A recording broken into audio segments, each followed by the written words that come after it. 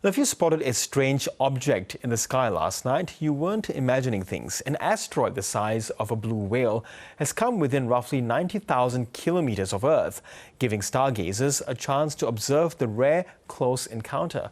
For more on this asteroid, let's bring in Dr. Sara Webb, an astrophysicist from the Swinburne University of Technology. Sara, good to have you back on the program. Look, 90,000 kilometers away, in the context of our big solar system, let alone the universe, was this a near miss? Yeah, I would class it as it's a bit too close for comfort. So to put it into perspective, this asteroid covered about a quarter of the distance from the Earth to the Moon. So it is exceptionally close to us, but within an era of comfortability. Close enough, though, that people with very keen eyes and just in the right position of the Earth might have spotted it with their naked eyes and certainly with binoculars or small telescopes. And so it is quite a phenomenal find, especially considering this asteroid itself was only detected on May 10th of this year. And it just goes to show how important it is for us to continuously have eyes on the sky to look for potential asteroid threats such as this one. Yeah, so I would imagine something like this maybe perhaps should have been detected, well before a few days ago. We do find that this happens quite a bit where we are unable to effectively see asteroids until they are in just the right position.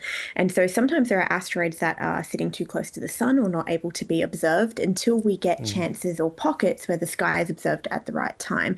And so this tends to be a bit of a rolling trend. We've seen this quite recently in the last couple of years where quite large asteroids have gone undetected until they are quite nearby. Now, it's nothing to be alarmed of, but it is, again, this importance of why it's always very important to have very large facilities that are able to scan the sky quite rapidly and process that data quite rapidly for us to detect objects like this. So it is something that unfortunately will happen as time goes on, but we do have fantastic facilities and fantastic algorithms that are looking for these objects. Yeah, so the size of roughly of a blue whale, what might have been the consequences if it did hit our planet? So asteroids like this have come in contact with our planet before. We believe there was actually one a few years ago that broke up over Russia. This was one that created a sonic boom as it came into the atmosphere, and that caused quite a bit of damage. That sonic boom is able to actually smash windows and also collapse trees, depending on the event. So we do know that asteroids like this can be potentially dangerous, and so we're very lucky that this one is not going to come crashing into the Earth and explode in our upper atmosphere. But it is something that we consider. Asteroids can do all sorts of things to the Earth. The majority of them burn up in our atmosphere or explode in our upper atmosphere over water. But there is always a non-zero chance that asteroids will approach the Earth and potentially crash to the land if they are unable to burn up successfully in our atmosphere. So this one is well on its way away from Earth, but there is another much bigger asteroid that's predicted to come closer to Earth in 2029. What can you tell us about that? That's right. So this is an asteroid, Apophis, that we've been tracking for quite a while now. The chances of it becoming into what we call the potentially dangerous region as it nearby the Earth, it changes every time we get new data. We currently are very comfortable with the fact that it will be crossing between, again, us and that moon, so that Earth-Moon distance, so quite close, but to an event where it will do no damage to us. But what is really important is that these asteroids orbit the sun, most of them orbit the sun on very short timescales, so potentially years to decades. And it's something that we need to monitor quite closely because even though in 2029 it might be very, very safe, it might cross our paths with nothing to worry about. That might not be the case for, say, 10, 20, or hundreds of years in the future. And this is where we really start to think about exciting things like anti-asteroid technology and the idea of, well, what would we do if we saw an asteroid and we could predict that maybe it's a little bit that too close for comfort? Could we try and deflect it? And we've had very successful tests in recent years, including the DART mission, which has shown that, yes, human technology can impart enough momentum on an asteroid or on an object to successfully change an orbit. And so that is quite exciting that we are still developing technologies like that. Yeah, and how does it do that? Or can you describe the technology that perhaps helps to deflect the asteroids away if they're coming too close?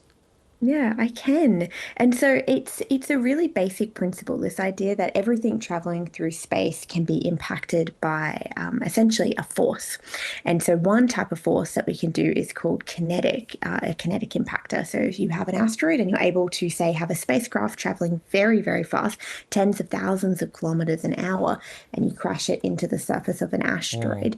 As that happens, you impart momentum, and that can slow down the asteroid just enough to change its orbit quite significantly. It's a really beautiful solution that uses the basics of physics that we understand quite well, and helps us avoid scenarios like the classic Armageddon movie. We don't want to do that. We want to think far, far in advance. And not sending a team of drill experts there. And just finally, the Not yet. SpaceX mission is docked at the ISS this week. Tell us more about this mission and how significant is it? Yeah, that's right. So we saw SpaceX 34 blast off last Friday, USA time. I was lucky enough to actually be at the Kennedy Space Center Mm. as this payload launched for the stars, launched to the International Space Station. And why it's quite significant is this is a resupply mission, meaning that there is materials aboard for the astronauts as well as new science for the space station, including two of my very own payloads, which is Mm. incredibly exciting. These refreshes happen about every 3 to 6 months, and it is just a reminder of how phenomenal the International Space Station is as an international laboratory. The fact that we can have Australian payloads launched on an American vehicle to Mm. be handled by international astronauts is allowing us to gather a wealth of knowledge on different aspects. And there was lots of science aboard that capsule. So it is very exciting for all of the science teams around the world. And very exciting for you to have been there as well. Dr. Sara Webb, really good to have you chat space with us once again. Thank you so much. Thank you for having me.